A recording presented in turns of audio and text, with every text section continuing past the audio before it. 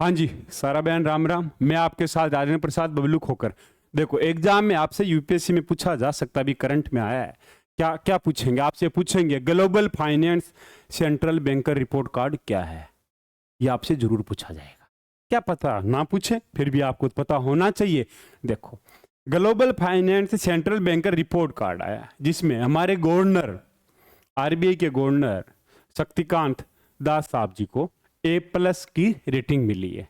तो हम अभी यही जानेंगे कि A+ की रेटिंग क्या है, कैसी दी जाती है, और global finance central banker report card क्या है। तो सबसे पहला आपका क्वेश्चन दिमाग में यही है कि भाई ये रैंकिंग क्या है, global finance central banker report card क्या है, इसमें रैंकिंग वगैरह कैसे या रेटिंग वगैरह कैसे दी जाती है।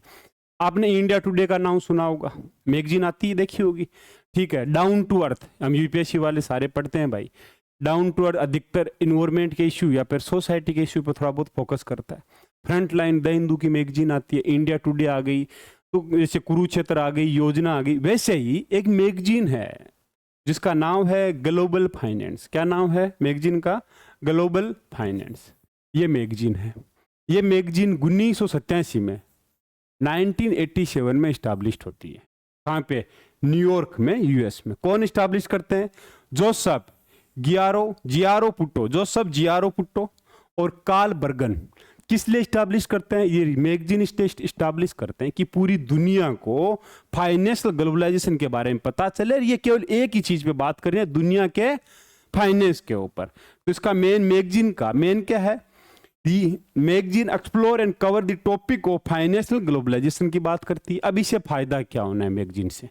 इस मैगजीन का मेन टारगेट ये है कि जितने भी कॉर्पोरेट लीडर्स है, बैंकर्स है, इन्वेस्टर है, ठीक है, उनको ग्लोबल बिजनेस के बारे में सही सही जानकारी, न्यूज पता रहे। इस मैगजीन का ये मेन मुद्दा है। लेकिन इस्टाब्लिश के 7 साल बाद में मैगजीन ने 1994 से 1994 से एक रिपोर्ट कार्ड निकालना शुरू किया।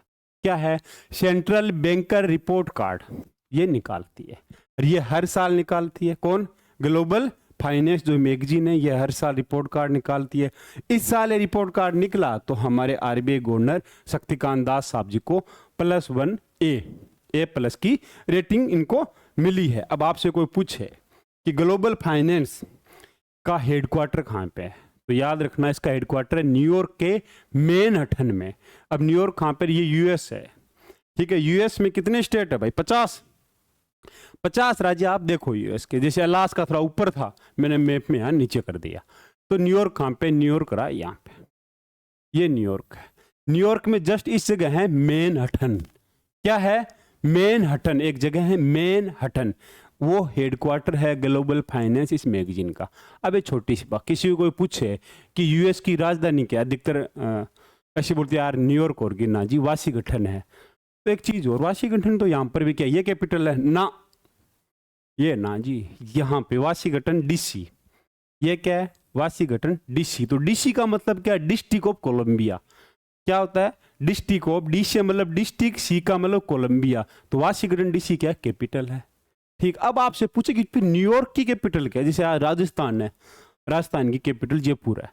ठीक है, वैसे आपसे पूछे न्यूयॉर्क की कैपिटल क्या है? न्यूयॉर्क सिटी नहीं, उसकी कैपिटल है अल्बानी। अल्बानी। ठीक है, वैसे आप यूएस का मैप तो जानते हो, इधर रॉकी आ गया, ठीक है, ये तटीय पर्वतमाला आ गई, सियरा नेवादा आ गया, कास्केड श्रेणी आ गई। ठीक है, अब हम हमारे टॉपिक पे वापस आते हैं। आपसे कोई पूछे हेडक्वार्टर कहाँ है, तो न्यूयॉर्क के मैनहट्टन में जवाब देना है।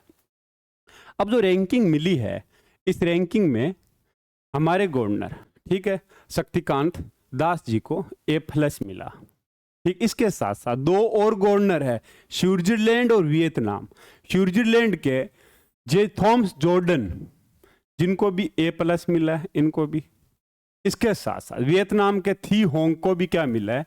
A+ मिला है। तो आपसे कोई पूछे कितने गवर्नर्स को A+ मिला है? 3 को। इसके बाद में ग्रेड A में भी है बहुत से, लेकिन इसमें A है, B, C, D, E और F तक ग्रेडिंग है। तो आपसे कोई पूछे कि A से लेके कितने कहाँ तक ग्रेडिंग है? A से लेके F तक ग्रेडिंग है।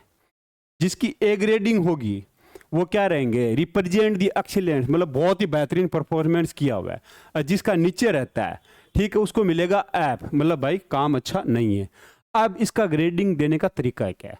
अगर जिस गवर्नर ने सक्सेस किया है किस पे, इन्फ्लेशन पे कंट्रोल किया है, अगर मान लो कि जो अगर ज़्यादा पैसे खर्च ना हो ना कम पैसे खर्च हो, इन्फ्लेशन समझ रहे हो, तो इन्फ्लेशन पे कंट्रोल किया हो या इकोनॉमिक ग्रोथ के गोल्स को बेहतरीन किया है, करेंसी की स्टेबिलिटी रही है, इंटरेस्ट रेट मैनेजमेंट रहे, इन 4 फील्ड को बेहतरीन अगर वो सक्सेस गोल करेंगे, उन इन्हीं फील्ड के आधार पर रेटिंग दी जाती है। अब आपसे कोई पूछे तो ये रेटिंग का नाम बता दो। इसके साथ साथ जो गवर्नर अगर क्रिएटिविटी दिखाता है, अगर रचनात्मक काम किया है, ठीक है, और एकदम दृढ़ता के माध्यम से इन चीज़ों को लागू कर रहा है, उनको A+ की रेटिंग मिली है, और वो हमारे शशिकांत दास से। दूसरा, अब आपसे पूछे एग्जाम कि हिंदुस्तान के पहले गवर्नर, नहीं, इनसे पहले भी रघुनाथ राजन साहब को 2015 में ये रेटिंग मिल चुकी है। रघुनाथ राजन 2013 से 2016 तक गवर्नर रहते हैं। इनके बाद में उर्जित पटेल साहब आते हैं। ठीक, उर्जित पटेल साहब 10 दिसंबर 2018 को रिजाइन कर देते हैं। किस लिए करते हैं? पहले बैंकिंग गवर्नर हिंदुस्तान के जो व्यक्तिगत कारणों से रिजाइन करते हैं।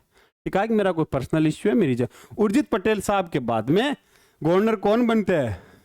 शक्तिकांत दास जी। कौन बनते हैं? शक्तिकांत दास जी। अब आपसे कोई पूछे कि शक्तिकांत दास जी कौन है, तो आप थोड़ा बहुत याद रखना, शक्तिकांत दास जी 1990 के IAS कैडर के, तमिलनाडु IAS कैडर के IAS है। इनका जन्म उड़ीसा में होता है। ठीक है, ये 2015 से 2017 के बाद में इकोनॉमिक अफेयर सेक्रेटरी भी रहते हैं, 15वां फाइनेंस कमीशन के मेंबर भी थे। ठीक है, अब आज 12 दिसंबर 2018 से कंटिन्यू RBI के क्या है? गवर्नर है। अब एक बार वापिस एक छोटी सी चीज और बतानी, ग्लोबल फाइनेंस जो मैगजीन है वो रिपोर्ट कार्ड के साथ साथ 2 चीजें और निकालती है। किसकी? वर्ल्ड की बेस्ट बैंकों की वो लिस्ट निकालती है हर साल। क्या निकालती है? वर्ल्ड की बेस्ट बैंकों की भी लिस्ट निकालती है। इसके साथ साथ दुनिया की 50 टॉप वर्ल्ड सेफेस्ट बैंक की भी लिस्ट निकालती है। जैसे अभी टॉप में जर्मनी की KfW बैंक है। कौन सी बैंक है? KfW बैंक है टॉप में। वैसे टॉप 10 में जर्मनी की 3 बैंक हैं और अधिकतर यूरोपियन बैंकिंग ज़्यादा है टॉप 10 में। ठीक है, अब इनका ये मानना है, अगर जो रेटिंग दी जाती है, इनका कहना है जो भी विनर होगा, जो बैंकों की बेस्ट बैंकों की लिस्ट में, कहते हैं विनर के लिए कोई जरूर नहीं कि बैंक ज़्यादा बड़ी हो, क्या बैंक ज़्यादा बड़ी मत हो, लेकिन बैंक का जो कार्य वर्क है उसको आप देखोगे, select effective risk management system हो, क्वालिटी सर्विस हो, ऑप्टिमल प्रैक्टिस हो, इन कॉर्पोरेट गवर्नेंस, उसको बेस्ट बैंक का अवार्ड मिलेगा। इसके साथ साथ ये बैंक देखो क्या क्या काम करती है। 101 कंट्रियों के जितने भी गवर्नर है उनके लिए रिपोर्ट कार्ड निकालती है। European Union, Eastern Caribbean Central Bank, Bank of the Central African State Bank, Central Bank of West African State Bank, इनकी भी वो रेटिंग देती है। इसी के साथ आप चैनल सब्सक्राइब कीजिए। जय हिंद, जय भारत।